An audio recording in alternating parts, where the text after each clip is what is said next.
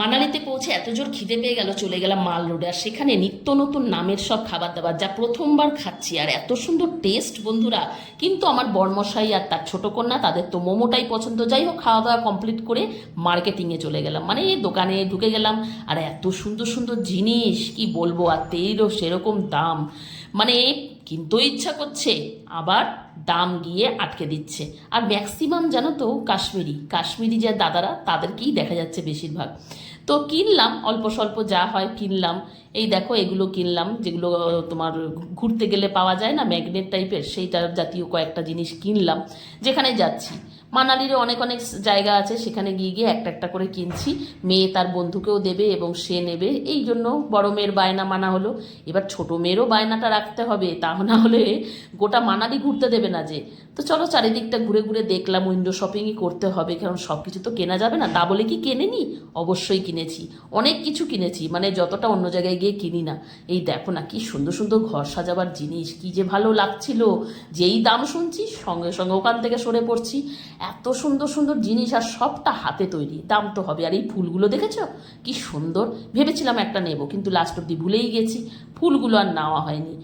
তো কি আর করা যাবে, অগত্যা। যাই হোক, এই দেখো আমার বড়মশাইও একটা কিনে নিল, কিন্তু সুযোগ পেয়ে গাড়িতে লাগাবার, যদিও গাড়িটা আমরা সবাই ইউজ করি। তো যাই হোক, সব কিছু দেখে শুনে আবার বেরিয়ে পড়তে হলো। এই বেরোনোর আগে আমি আবার দেখতে পেলাম কানের দুল, সেখানে তো আটকে যাব আমরা মহিলারা, কি বলো তোমরা। তো দাঁড়িয়ে গেলাম, আমার বড়মশাই দেখছিল আমি কটা নিই না নিই, কিন্তু দুঃখের বিষয় একটাও নিইনি। এই দেখো এবার ছোট মেয়ে বাকি থাকে, তাকেও দেখো ক্যামেরা কিনে দেওয়া হলো। শুধু বাকি থাকলো কে, আমিই বাকি থাকলাম। কিন্তু না বন্ধুরা, লাস্ট পর্যন্ত আমিই কিন্তু অনেক কেনাকাটি করেছি, তার জন্য ভিডিওটা যে দেখতে হবে। তো চলো যাওয়া যাক, ঢুকে পড়লাম শাড়ির দোকানে। আর শাড়ির দোকানের বাইরে যে অপূর্ব শাড়িটা ঝুলছিল না, এত সুন্দর করে সাজিয়ে রেখেছিল, একের পর এক কাস্টমার ঢুকেই যাচ্ছে আর ওই শাড়িটার কথা জিজ্ঞাসা করছে। আমি তো শুধু জিজ্ঞাসা করিনি, আমি নিয়েও নিয়েছি, কিন্তু কোন শাড়িটা নিয়েছি সেটা তোমাদের পরে দেখাবো।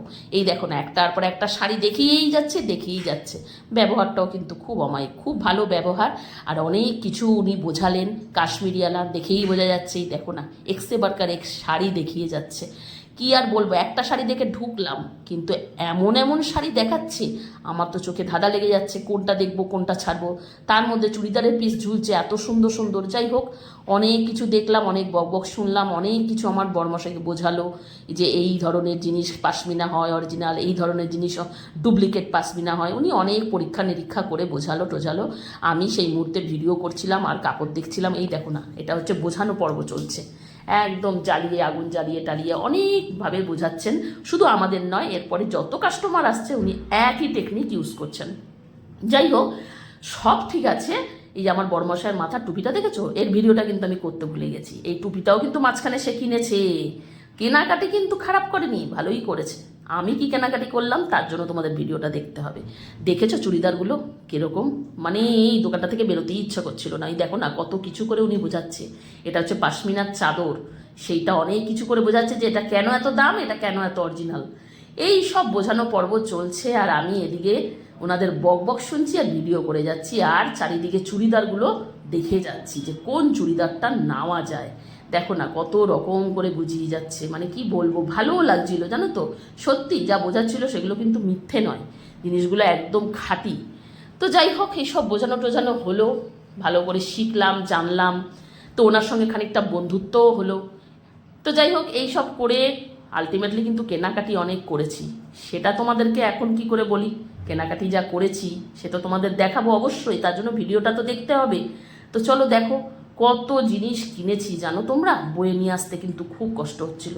আর তেমনি পড়েছিল ঠান্ডা, আমরা তো বুঝতে পারিনি, কোনো রকম কিছু পড়ে গেছি, গিয়ে দেখছি মাল রোডে বেশ ঠান্ডা। কারণ পৌঁছেছি বিকেলবেলা, তখন তো বেশ রোদ ছিল দুপুরের পর, তখন অত বুঝতে পারিনি। যেই সন্ধে নামছে সেই ততটাই ঠান্ডা বাড়ছে। তো যাই হোক, উনি তো ঢালি বের করে একের পর এক দেখেই যাচ্ছে, আমাদের কি আর অত নেওয়ার সাধ্য আছে। লাস্ট অব্দি না খুব দুঃখই লাগছিল, বলছিলাম দাদা আপনি রেখে দিন তো, আর এত দেখাবেন না। হ্যাঁ, উনি একটা কাপড়ের অ্যাড দিতে গিয়ে আমাদের মুকেশ আম্বানির ছবি দেখালো, তখন গিয়ে আরও কষ্ট লাগছে। আমরা কি মুকেশ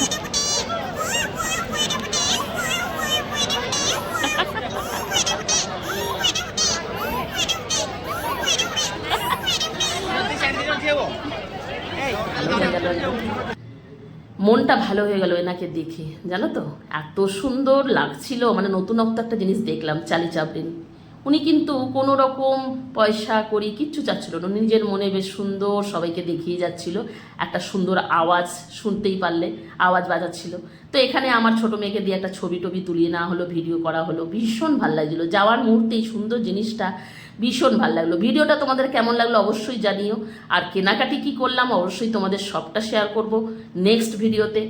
এই ভিডিওটা কেমন লাগলো জানিও। আর অনেক ভিডিও আছে যেগুলো আমি একে একে তোমাদের সামনে প্রেজেন্ট করব, তার জন্য আমার পেজটাকে ফলো করতে হবে। পুরো মানালি ট্যুরটা আমাদের একদম দারুণ কেটেছে। চলো আজকের মতন মেয়েকে এই চালি চাপড়িনের সম্বন্ধে শেখাতে শেখাতে আমাদের যাওয়া শুরু রাস্তায়। এবার হোটেলে ফিরে সোজা ঘুম লাগাবো, কারণ প্রচণ্ড টায়ার্ড। চলো আজকের মতো টাটা।